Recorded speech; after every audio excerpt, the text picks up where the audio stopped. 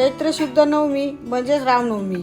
तर प्रभू श्रीरामचंद्राच्या नैवेद्यासाठी आपण आज पानकम बनवणार आहोत। तर हे दक्षिण भारतात किंवा काही भागात सुद्धा हे पानकम बनवतात। तर कारण हे पानकम शरीराला आतून थंडावा देते। तर हे पानकम कसे बनवायचे ते आपण पाहूया। नमस्कार मंडळी, मी रश्मी किचनमध्ये तुमचं खूप खूप स्वागत आहे। चला आपण सुरुवात करूया प्रसादाला। तर सर्वात आधी मी आपण हे लावून घेऊया, दिवा लावून घेऊया।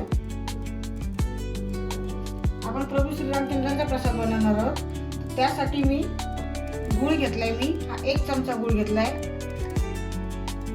आपण हे एवढंच बनवणार आहे मी प्रसाद, म्हणून 1 चमचा गूळ घेतलेला आहे। बरोबर 1 मटकाभर पाणी घेते, म्हणजे 1 ग्लासभर पाणी आहे जवळजवळ। थोडंसं चांगलं असं हलवून घेते।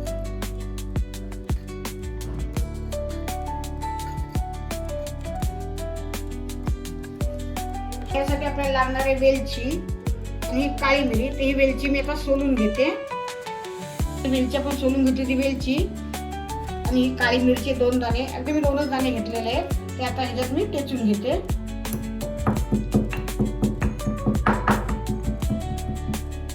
आता आपण वेलची आणि काळी मिरी कुटून घेतली होती ती मी दोन्ही टाकून घेते याच्यामध्ये।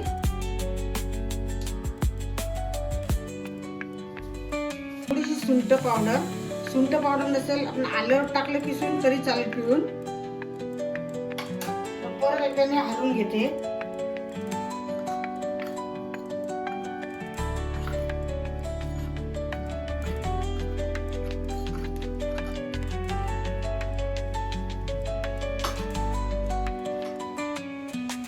ह्याच्यामध्ये मी थोडासा लिंबाचा रस टाकून घेते। तोही चांगला असा हलवून घ्यायचा, सगळं मिक्स करून घ्यायचं।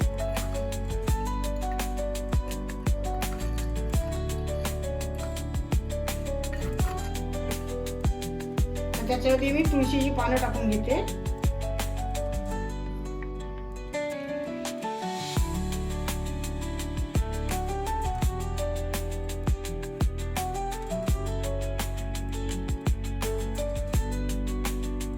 हे आपले श्री प्रभू रामचंद्रासाठी बनवलेले पानकम तयार आहे। ते आता आपण त्याचा नैवेद्य दाखवूया। आता मी या भांड्यामध्ये ओतून घेते, आपल्या नैवेद्य दाखवून त्या भांड्यामध्ये।